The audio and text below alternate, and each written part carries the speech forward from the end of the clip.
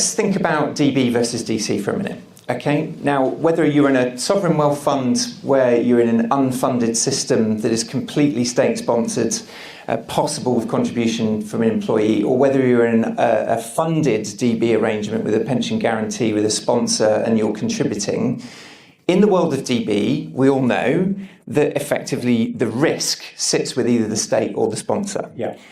In DC, of course, the pendulum usually flips completely the other way. Yeah. And the risk is on the individual. So, David, let's talk a little bit about the history of what's the middle ground and collective risk. And everything is individual. Longevity risk is also individual. And, when we set up what's now our DB system in the UK, there was some flexibility in it. If it got into trouble, the employer and the employee sat down together and said, look, we just aren't making a big enough return. And we won't be able to cover for inflation this year, or we've done terribly well, let's give you. And I remember being a trustee on pensions bodies like that, but we hardened that promise. And the employers just closed down all the DB schemes. And so CDC it's like DB in the sense it's an income for life, it's a collective saving, but all the risk is now on the group of employees that are saving into the fund. And that does mean, and when you see CDC working in other parts of the world, it does mean if you get into a real crisis, it is the case that even pensions in payment can go down. Now, actually, they go down by really quite small amounts if we go back over 100, 150 years, but they can go down.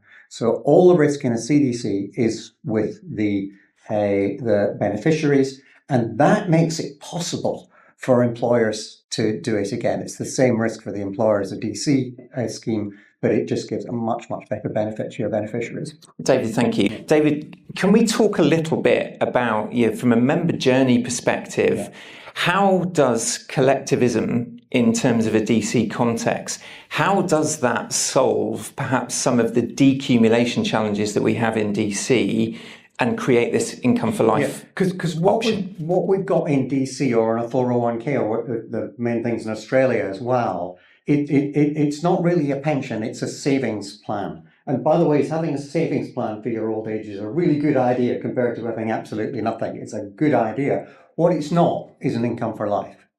And so if you don't know whether you're going to die the year after your pension comes in or you're going to live to be 103, it's pretty tricky working out how much of this you can draw down. If you save into a collective, of course, we can know, not absolutely 100% right, but we can know roughly what is going to be the average life expectancy of the group. And therefore, you can draw down for the average life expectancy of the group. If you die younger, your money, if you can call it your money, goes to the rest of the group. And if you live to your 104, you're fine. There's still money in the pot to be able to do that. Yeah. David, thank you. So that's how a CDC works. And it's tricky. It requires a lot of understanding, a lot of consensus. There's a bit of a misnomer in the UK, right? The question really predicated on, what sane finance director, having just jettisoned the liability that sit on their balance sheet of their DB scheme, is going to revert to something that effectively potentially could require a funding promise. But to David's point, so two things. One, actually, you've already set the contribution rate for your DC. You just want to introduce the benefits of collectivism to improve the outcome. But more importantly, the legislation allows, unlike the Netherlands system, who effectively had to regress on what became seen in the state as DB promises, we're very lucky in that the government of the day, well done Guy, had the foresight to introduce what we call in the UK a Henry VIII clause, where if any future government meddled in respect of trying to indicate that a CDC benefit is a defined benefit promise and therefore required an underpin and sponsorship from the employer, effectively you can pull eject, get rid of that CDC obligation, and it becomes a DC scheme immediately. So actually there is protection in law that future governments can't effectively make that mistake that was made in the Netherlands.